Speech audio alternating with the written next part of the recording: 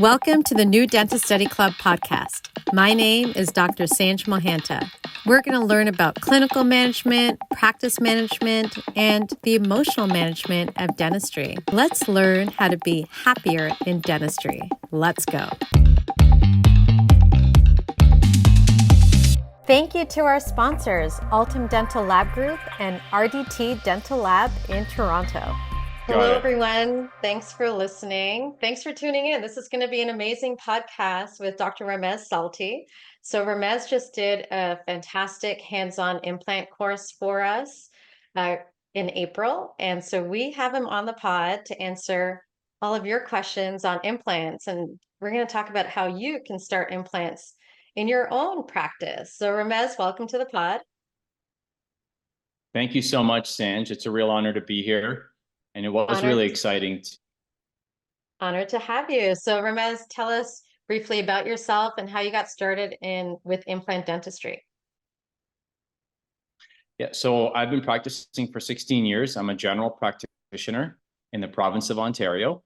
I graduated from Western Dentistry, and right when I graduated, I jumped into a mini implant residency course, or I should say an implant mini residency course. It was spanning 4 different weekends with Dr. Ken Hebel. I probably was the youngest person in the class, but I think nowadays, 15, 16 years later, I'm seeing a lot more people jumping in early on in their training. And ever since taking on that residency implant course, I fell in love immediately after I placed my first implant. So I kept taking courses throughout the last 16 years. Most notably, I went to Portugal and trained with Dr. Paulo Malo, who is an innovator and founder of the All on X program and has done lots of surgical rehabilitation across Europe and around the world. He's a well-known name, and I was honored to spend 4 or 5 days in the OR with him. And nowadays, my practice is limited to oral surgery, implant dentistry. I do lots of All on X.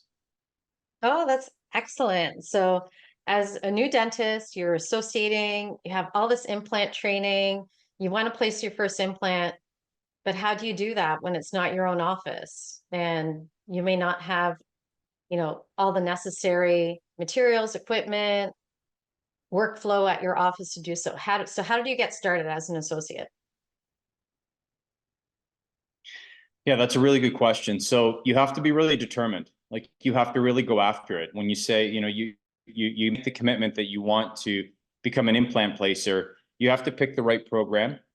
And once you complete the program, it's really essential that you start placing implants.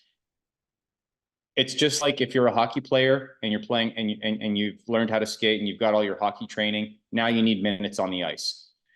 If you're doing an implant program, try to place implants in any way that you can. So you have to communicate with your mentor or principal owner of the practice. You may even have to venture off into other practices and get, wherever you can, opportunity to place implants, and at the very least be observing people watching place implants.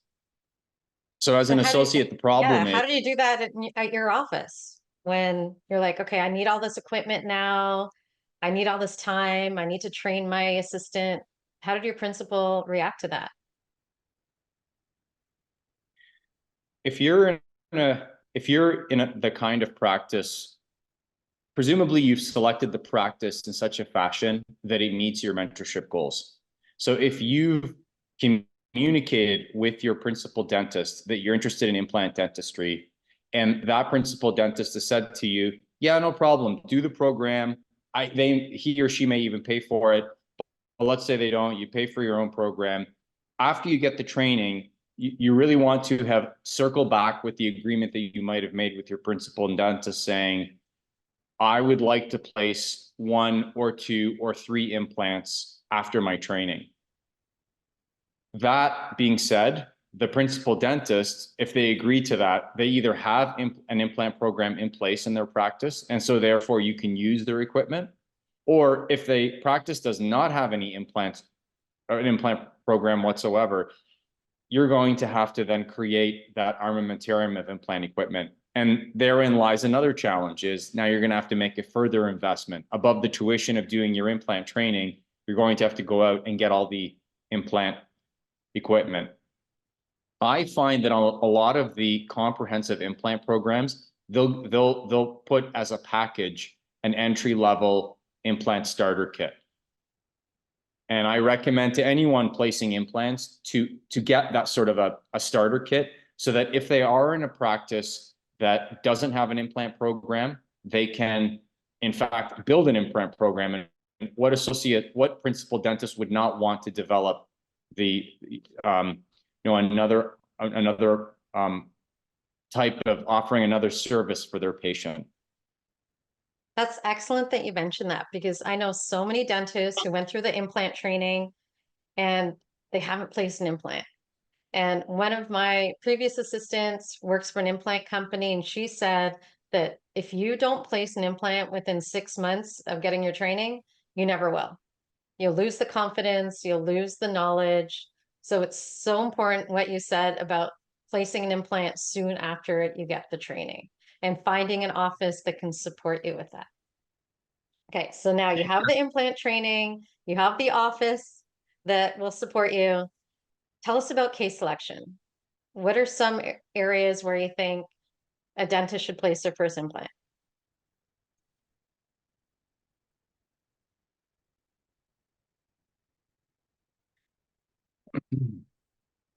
Yeah, it's a really good question. So, I mean, case selection is one of the most essential aspects of having a really high implant success rate.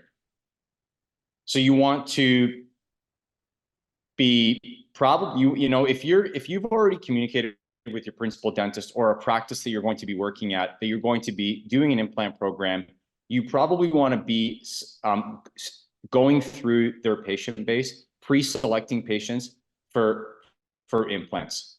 I would say that, an implant to place an implant, a CT scan, in order to place an implant, you want to make sure that the patient is really healthy, and that you're placing an implant in a condition where you don't need other adjunctive care like bone grafting. So what was your first implant that you placed? What tooth number? I honestly can't remember, but if I were to recommend it to anybody to place an implant or to select what type of implant, I would say in the 1-5 position. Okay. It's in an upper, it's in the maxilla, it's in quadrant 1. So if you're a right-handed operator, it's closer to you. If you're a left-handed operator, perhaps select quadrant 2. You probably want to stay away from the mandible. Probably want to stay away from the mandible where there are more critical structures. And so like a mid-level, a middle of the road maxillary implant, like in the 4 or 5 position, is your best bet. You probably don't want to be doing an anterior, highly aesthetic zone type of implant. You don't want to be doing a 4-7 implant where you're going to come across undercuts in the lingual jaw. And you definitely don't want to be placing implants on medically compromised patients. Okay, good advice. And that forms part of some of the issues that you're going to come across. Those, if you're cherry picking those really simple cases, and you're at a practice where the principal dentist is either doing the implants or referring them to a specialist, and now all of a sudden you're going to come in and cherry pick a really simple, straightforward case or a handful of cases, as you should, the principal dentist is going to say to you, well, why should I give you this really easy case when I can do it, or when I can send it to my specialist and continue to build that relationship that I have in the specialty program? So you're really going to have to sell yourself as an associate, cherry picking those cases, perhaps even using the armamentarium of implant dentistry within the practice, saying, this represents the first handful of cases I might do. And then from there, you take on gradually more complicated cases. Okay. Now, would you recommend that dentists just do the crown portion of the implant first, then get into the surgery, or just do everything all together? It really depends. So if you're really, really interested in the surgery, then you can just do the surgery, and perhaps you then collaborate with a clinician in the same practice to do the restorative. If the principal dentist is not a surgical type of dentist and they're only doing operative or prosthetic work, then perhaps you might collaborate with them. And that would be a great synergistic approach to their developing a new implant program within the practice. If it were me and I were a new dentist, I would want to take on the surgical and the prosthetic so that you're really taking responsibility for the continuity of the entire process of the implant rehabilitation. And if you come across successes, you own them. And if you come across failures or challenges, you get to learn from them. And then you can come full circle and say, okay, well, my crown didn't quite look this great in this position. Surgically, how could I have modified my approach? Maybe you change your approach by way of what type of surgical guide you use. Maybe you don't use a surgical guide. Maybe you do. Maybe you do gum grafting. Maybe you do bone grafting. But definitely taking on the entire process is recommended. Oh, I like that. Now you mentioned guides. Now there's freehand and guides. What do you use?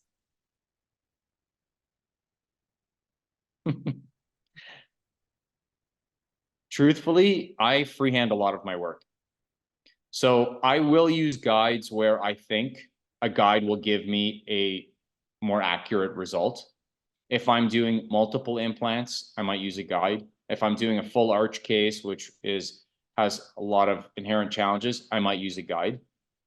But I think it's really important, and a lot of really prolific implant placers and people with high credibility in our industry will tell you, if you're going to use guides, you should also be really great at freehanding a case, because a guide is not foolproof. Okay. So if you've got a guide, that's great, but you got to be ready to, if you come across a challenge, to be able to say, oh, guide didn't work, and set it aside and go freehand. A lot of my cases are freehand, but a lot of my cases when I first began in implant dentistry were guided surgeries. Oh, okay, great. You also mentioned grafts, and you also do a lot of extractions. So what percentage of your extractions do you graft?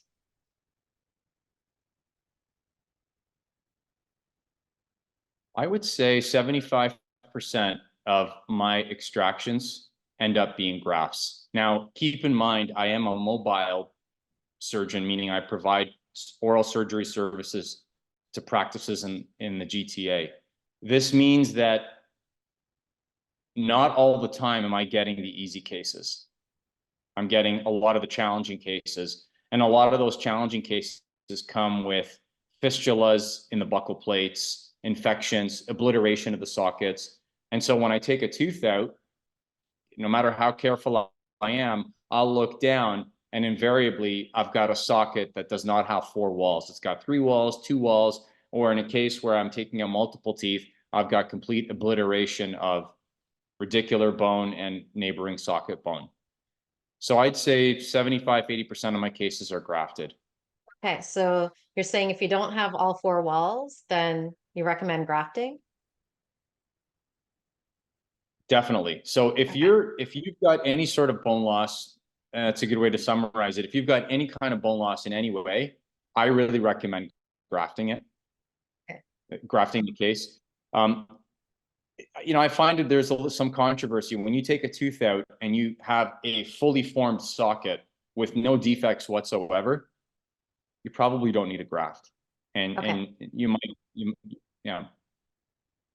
And then, okay, here's another question. After an extraction, immediate implant or delayed? What do you do? Most of the time now, patients are looking for full service implant dentistry. So if you're taking a tooth out, you really want to have your skill set get to the point where you're able to graft, whether it's a guided bone regenerative technique or just a simple backfilling a socket technique. You might use a sausage technique. But if you're taking a tooth out, you really want to get the graft, you want to get the implant, you want to get your healing abutment, and sometimes, in a lot of cases, you might even get your immediate prosthetic on right away. Okay. Patients are looking for that. How do you talk to patients about getting them to accept all this, the extraction, the graft, the implant, crown? It's a lot of money, a lot of time. It can be painful. So what do you say to a patient? I say to them that if they want to reduce the number of surgeries that they have to go through from 4 to 3 to 2 to 1, Okay. if they want to reduce their fees, if they want to increase the success rates, and if they want to decrease complication rate and decrease recovery time, then you should get everything done in one appointment. Wow, you sold me. Good thing I don't need an implant. Okay, Good here's thing. another question about implant brands. Does it really matter? Like, what implant brand do you use, or do you use a different one at each of the different offices you work at? So talk to us about brands. That's a great question. So anytime you do an implant, if you're a new implant placer, you've never placed an implant, you've selected your implant residency program that you're going to take, and there's a lot of great ones out there.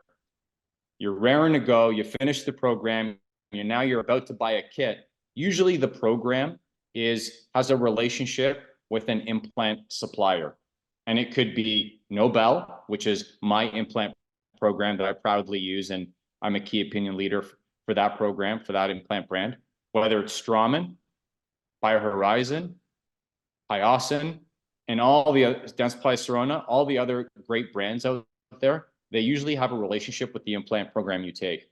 So when you build that relationship, I find oftentimes you stick with that brand. So I trained with Nobel Biocare 16 years ago, and I'm still a proud Nobel Biocare implant placer. I really don't think it makes a really substantial difference what implant you decide to use to deliver implant dentistry for your patients. I do believe in having an implant brand that has a really good research and development program so that the implant system can stay really impactful and effective for the patient. You want to make sure that it is a top tier implant company that provides you and the patient really good service and warranties. But these days, an implant is an implant is an implant. Okay. And is Nobel superior? Why is it that you use it? Just because you trained with it at the beginning?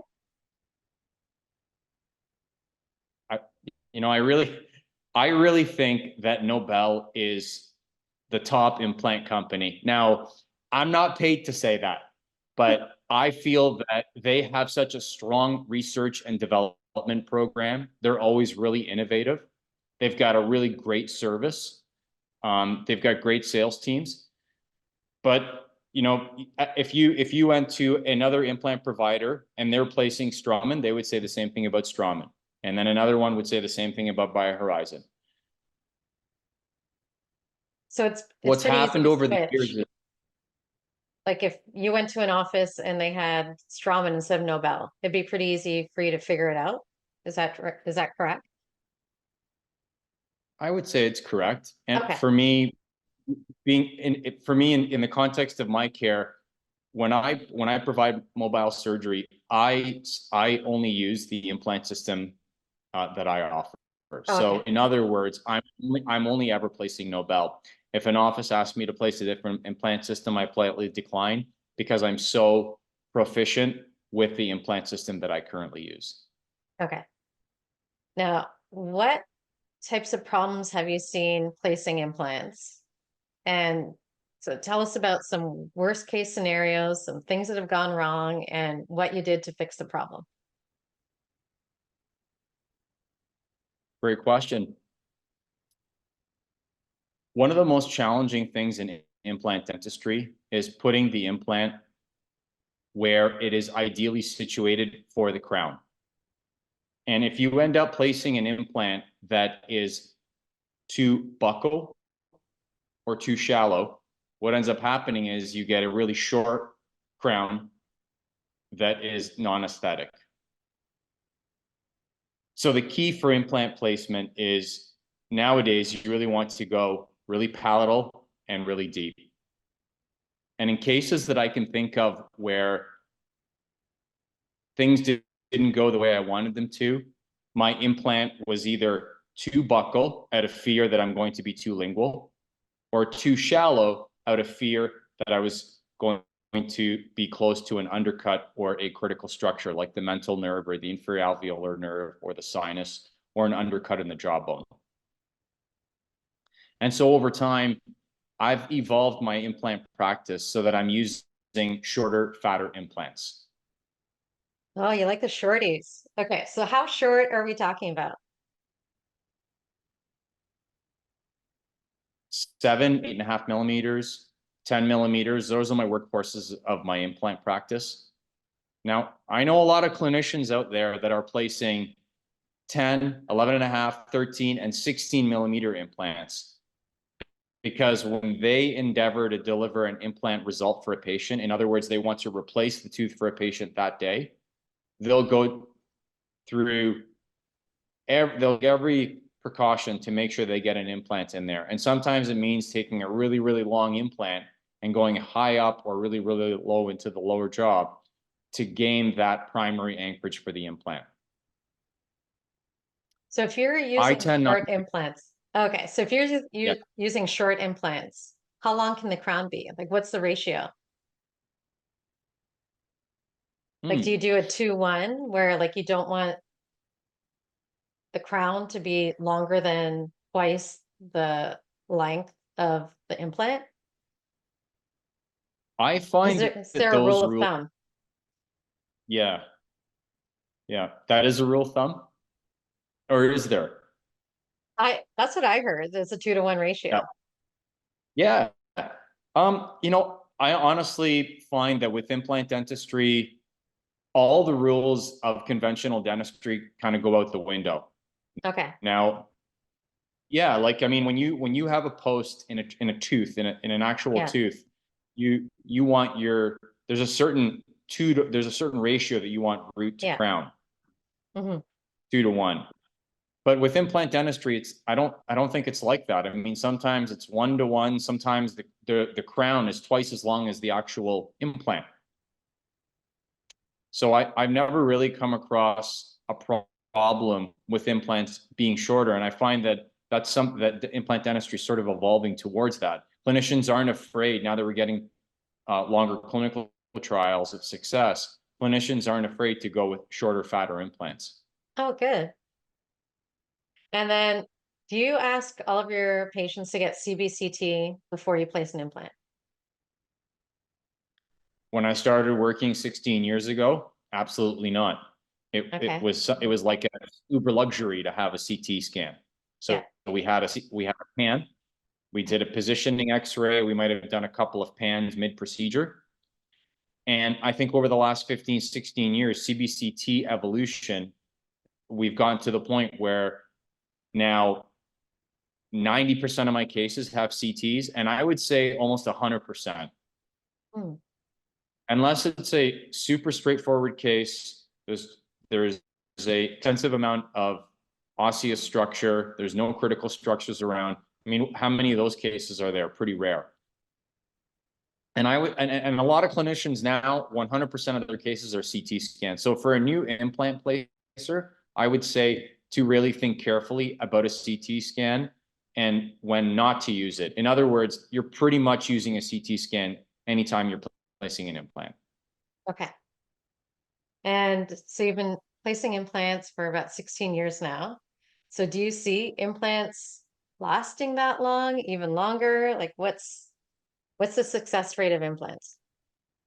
Great question. You referenced earlier, okay, so I'm a patient.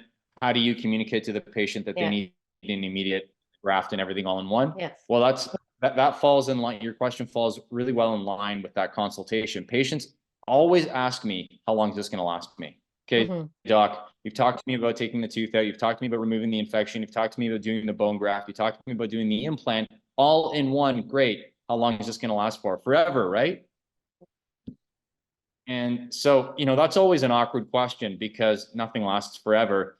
We're always tempted as clinicians to overpromise because we care. We want to give the patient the assurances of long-term success, but really nothing lasts forever.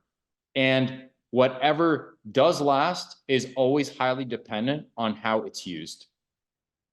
So if I gave my mom a car, that car might last literally 40, 50 years.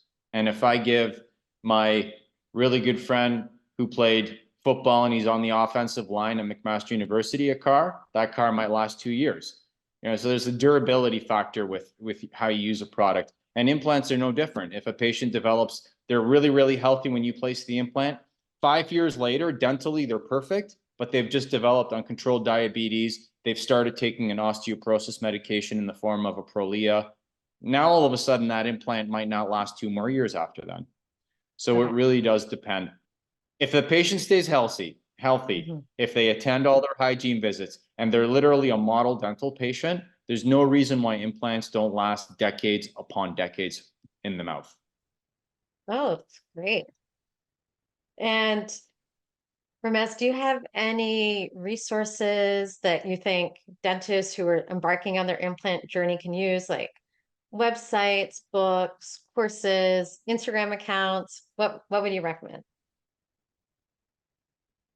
The place where I've learned the most after my training, which I did with Dr. Palomalo and Dr. Ken Hebel, the place where I really learned about implant dentistry is within the confines of study clubs, like the Ontario Dental Implant Network, the Canadian Dental Implant Network. Their Instagram accounts are really great. If you join their study clubs, and I'm a member of their study clubs, sometimes there's a fee for them, but the fee is well worth it because every single day, daily, if not weekly, if not daily, you're getting a review of cases that clinicians are doing.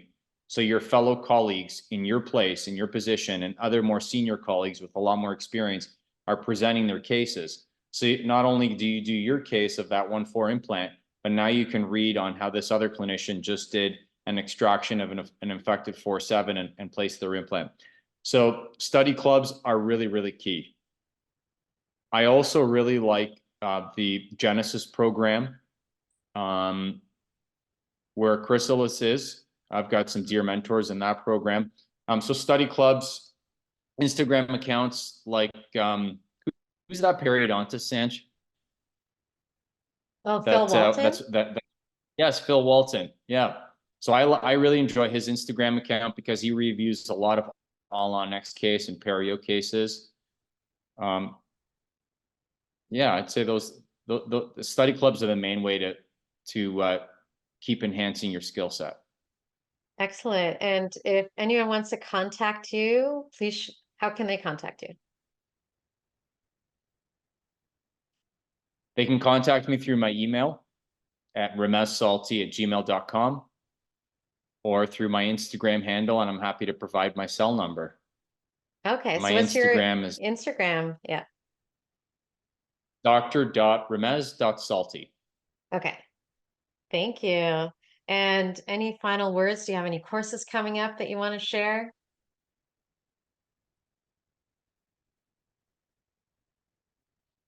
No, I don't. But I would say that I know another topic that we that you might want to consider is sedation for your implant training. So if you're placing implants, patients oftentimes will ask you about sedation. So whether you're using PO, nitrous, or IV, those are all good modalities. As far as courses that I'm holding, not out of yet, but I'm sure that if you reach out to me through my Instagram, I'd be happy to host you and walk you through cases that I'm taking on. Oh, that's wonderful. Thanks so much for your mentorship, Ramez, and thanks for being a great guest on the pod. Thank you, Ramez, and thank you to everyone for tuning in. This podcast is sponsored by RDT Dental Laboratory, your full-service dental lab in Toronto. RDT Dental Lab will help you grow your practice through education, predictable restorations, and high attention to your clinical needs and patient experience. Check them out at rdtdentallab.com. Thank you for listening to the New Dentist Study Club podcast. Listen to us on Spotify, watch us on YouTube, share and subscribe, and follow us on Instagram at New Dentist Study Club.